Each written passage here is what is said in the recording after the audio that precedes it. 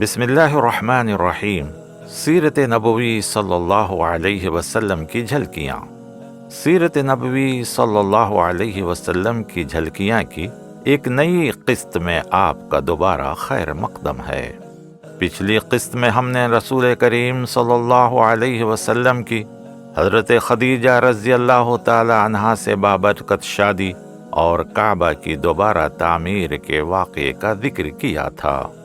آج ہم نبوت سے پہلے پیش آنے والے ایک غیر معمولی واقعے زید بن حارثہ کی کہانی اور نبی کریم صلی اللہ علیہ وسلم کے ان کے ساتھ طرز عمل پر گفتگو کریں گے۔ اس کے بعد ہم انسانی تاریخ کے سب سے عظیم لمحے کی طرف بڑھیں گے، وحی کا آغاز اور اس کے ساتھ پیش آنے والے واقعات۔ آئیے زید بن حارثہ کی کہانی سے آغاز کرتے ہیں۔ زید کا تعلق یمن سے تھا اور ان کے والد اور والدہ یمن کے دو مختلف قبائل سے تھے۔ ایک دن زید کی والدہ انہیں اپنی والدہ کے گھر لے گئیں اور اسی دوران ان کے قبیلے اور زید کے والد کے قبیلے کے درمیان اچانک جھگڑا شروع ہو گیا۔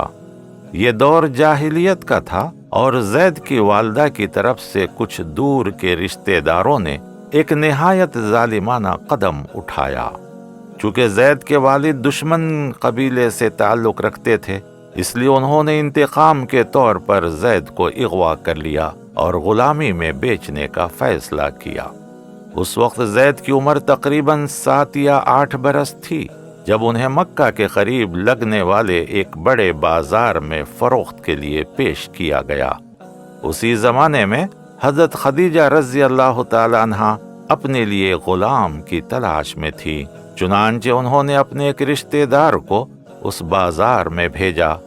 اس رشتہ دار نے زید کو خرید لیا اور حضرت خدیجہ کے پاس لے آیا، اور بعد میں جب حضرت خدیجہ کا نکاح محمد صلی اللہ علیہ وسلم سے ہوا تو انہوں نے زید کو آپ صلی اللہ علیہ وسلم کو ہدیہ کر دیا۔ ادھر زید کے والد اپنے بیٹے کی تلاش میں بے چین تھے اور انہوں نے ہر جگہ اس کی گمشدگی کی خبر پھیلا دی۔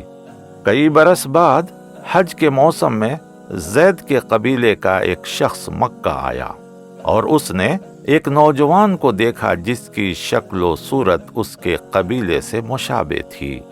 چند سوالات کے بعد اسے یقین ہو گیا کہ یہی وہ زید ہے جسے وہ برسوں سے تلاش کر رہے تھے۔ یہ خبر زید کے والد تک پہنچی۔ انہوں نے جو کچھ مال ان کے پاس تھا جمع کیا اور اپنے بھائی کے ساتھ مکہ روانہ ہو گئے۔ وہ محمد صلی اللہ علیہ وسلم کے پاس آئے، آپ صلی اللہ علیہ وسلم کے نسب، دیانت اور امانت کی تعریف کی اور پھر عرض کیا کہ وہ اپنا بیٹا واپس لینے آئے ہیں اور جو بھی فدیہ آپ مقرر کریں گے ادا کرنے کو تیار ہیں، بس ان پر رحم فرمائیے۔ محمد صلی اللہ علیہ وسلم نے فرمایا کہ وہ اس معاملے کا فیصلہ زید پر چھوڑتے ہیں۔ اگر وہ تمہیں منتخب کرے تو میں بغیر کسی فدیے کے اسے تمہارے حوالے کر دوں گا، اور اگر وہ مجھے منتخب کرے تو میں کسی ایسے شخص کو نہیں چھوڑ سکتا جو میرے ساتھ رہنا چاہے۔ زید کے والد اور چچا اس پیشکش پر بے حد خوش ہوئے اور فوراً راضی ہو گئے۔ محمد صلی اللہ علیہ وسلم نے زید کو بلایا۔ اس وقت زید کی عمر تقریباً 25 برس تھی۔ وہ 7 سے 8 سال حضرت خدیجہ رضی اللہ تعالی عنہا کے گھر رہے تھے اور اس کے بعد 10 سال محمد صلی اللہ علیہ وسلم کے ساتھ گزار چکے تھے۔ محمد صلی اللہ علیہ وسلم نے زید سے پوچھا کہ کیا وہ ان دونوں افراد کو پہچانتے ہیں؟ زید نے فوراً انہیں اپنا والد اور چچا پہچان لیا۔ والد اور چچا خوشی سے رو پڑے اور برسوں بعد اپنے بیٹے سے لپٹ گئے۔ محمد صلی اللہ علیہ وسلم نے زید سے فرمایا، یہ لوگ تمہیں واپس لے جانے آئے ہیں اور فیصلہ تم پر چھوڑ دیا گیا ہے۔ پھر فرمایا، تم ہم دونوں میں سے کسی ایک کو چن لو، چاہو تو اپنے والد اور چچا کے ساتھ جا سکتے ہو اور چاہو تو میرے ساتھ رہ سکتے ہو۔ بغیر کسی تردد کے اور پر یقین آواز میں زید نے کہا، میں آپ پر کسی کو ترجیح نہیں دے سکتا، کیونکہ آپ میرے لیے باپ اور چچا دونوں سے بڑھ کر ہیں۔ زید کے والد یہ سن کر حیرت زدہ رہ گئے اور بول اٹھے، کیا تمہاری عقل جاتی رہی ہے؟ تم آزاد آدمی بننے کے بجائے غلام بن کر رہنا چاہتے ہو؟ زید نے جواب دیا، جس محبت اور حسن سلوک کے ساتھ اس شخص نے مجھے رکھا ہے، میں کسی اور کو اس پر ترجیح نہیں دے سکتا۔ اسی لمحے محمد صلی اللہ علیہ وسلم نے زید کا ہاتھ تھاما اور انہیں لے کر کعبہ کی طرف چل پڑے۔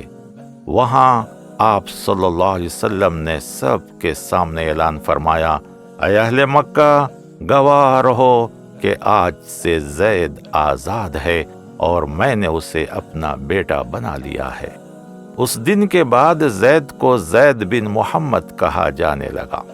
یہی نام اس وقت تک رہا، یہاں تک کہ اللہ تعالیٰ نے سورۃ الاحزاب کی آیت 5 میں نازل فرمائی، جس میں منہ بولے بیٹوں کو ان کے اصل باپ کے نام سے پکارنے کا حکم دیا گیا۔ اس کے بعد ان کا نام دوبارہ زید بن حارثہ رکھا گیا۔ زید کا مقام یہ ہے کہ وہ واحد صحابی ہیں جن کا نام قرآن میں صراحت کے ساتھ آیا ہے۔ سورۃ الاحزاب کی آیت 37 میں نبی صلی اللہ علیہ وسلم نے زید کو کم از کم 10 مہمات پر بھیجا اور ہر مہم میں انہیں سپہ سالار مقرر فرمایا۔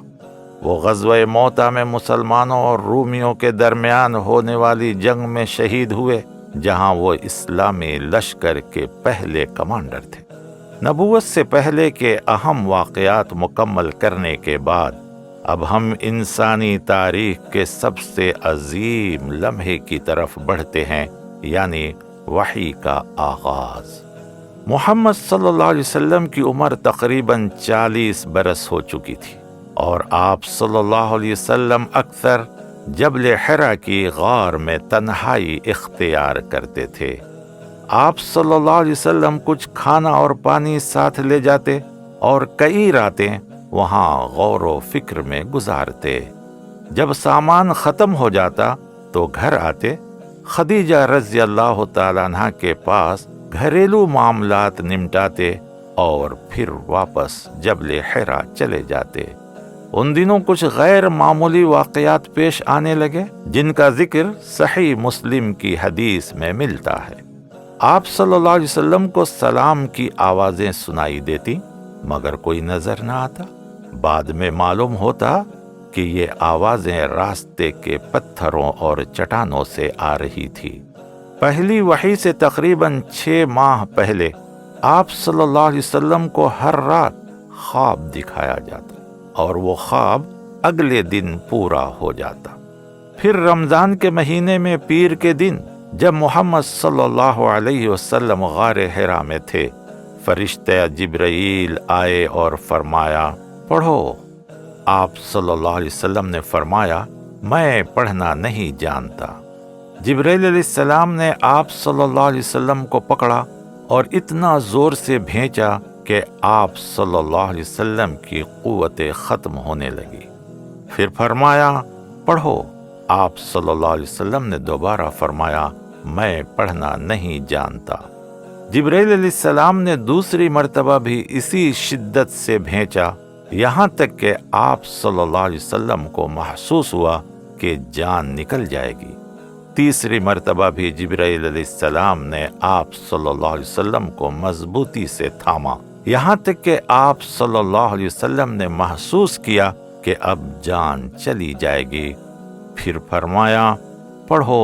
آپ صلی اللہ علیہ وسلم نے عرض کیا، میں کیا پڑھوں؟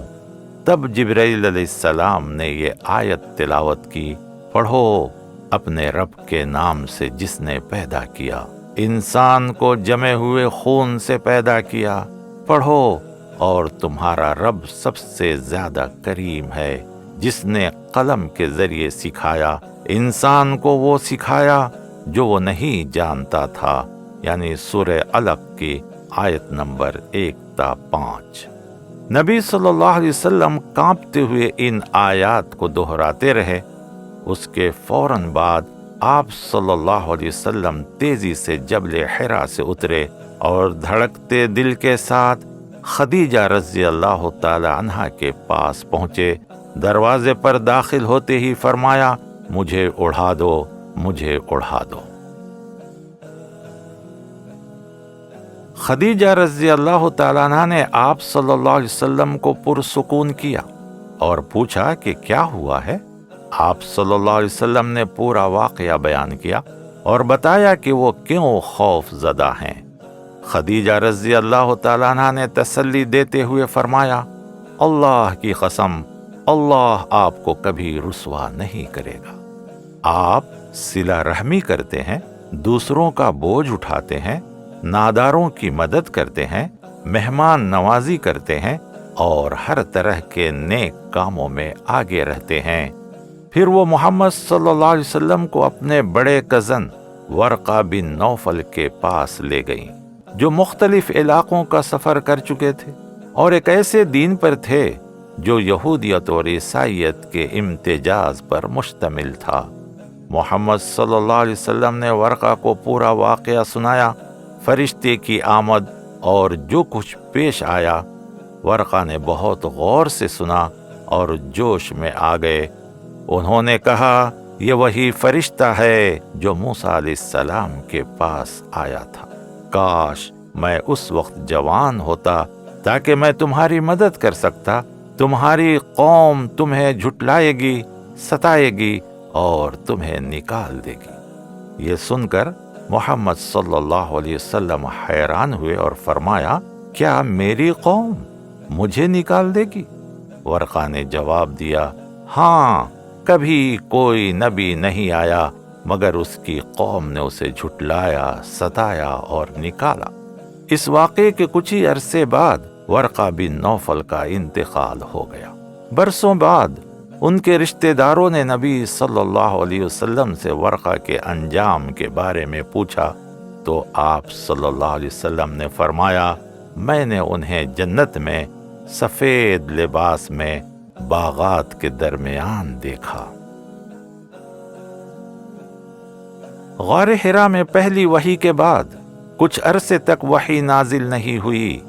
اس وقفے نے نبی صلی اللہ علیہ وسلم کو سنبھلنے اور یہ سمجھنے کا موقع دیا کہ آپ صلی اللہ علیہ وسلم کے ساتھ ایک غیر معمولی معاملہ ہو رہا ہے۔ تاہم آپ صلی اللہ علیہ وسلم اس بات پر بے چین بھی تھے کہ دوبارہ وحی کیوں نہیں آ رہی۔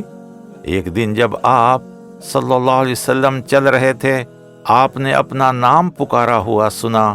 آپ صلی اللہ علیہ وسلم نے دائیں بائیں دیکھا مگر کوئی نظر نہ آیا۔ آخرکار اوپر دیکھا تو جبرائیل علیہ السلام کو دیکھا۔ نبی صلی اللہ علیہ وسلم نے فرمایا، میں نے اسی فرشتے کو دیکھا جسے میں نے غار حرا میں دیکھا تھا۔ وہ اپنی اصل فرشتانہ صورت میں تھا۔ آسمان اور زمین کے درمیان پورا افق گھیرے ہوئے۔ قرآن اس منظر کو سورۃ النجم آیت 7 تا 9 میں یوں بیان کرتا ہے، وہ بلند ترین افق پر کھڑا تھا، پھر قریب آیا اور بھی قریب ہو گیا، یہاں تک کہ 2 کمانوں کے فاصلے پر، بلکہ اس سے بھی زیادہ قریب۔ نبی صلی اللہ علیہ وسلم بیان کرتے ہیں کہ آپ صلی اللہ علیہ وسلم پر کپ کپی طاری ہو گئی، دل تیز تیز دھڑکنے لگا اور آپ صلی اللہ علیہ وسلم دوڑتے ہوئے دوبارہ خدیجہ رضی اللہ تعالی عنہ کے پاس آئے اور فرمایا، مجھے اڑھا دو، مجھے اڑھا دو۔ اسی وقت جبرائیل علیہ السلام نبی صلی اللہ علیہ وسلم کے پاس دوسری وحی لے کر آئے جو سورۃ المدثر کی ابتدائی 7 آیات تھیں۔ اے اوڑھ لپیٹ کر سونے والے، اٹھو اور خبردار کرو، اپنے رب کی بڑائی بیان کرو، اپنے کپڑوں کو پاک رکھو، بتوں سے دور رہو، احسان جتا کر زیادہ حاصل کرنے کی خواہش نہ کرو اور اپنے رب کے لیے صبر کرو۔ اس کے بعد وحی کا سلسلہ باقاعدہ اور مسلسل ہو گیا۔ نبی صلی اللہ علیہ وسلم نے سمجھ لیا کہ اب یہ پیغام اپنی قوم تک پہنچانا ہے، اور انشاءاللہ اگلی قسط میں ہم اسلام قبول کرنے والے ابتدائی افراد کا ذکر کریں گے۔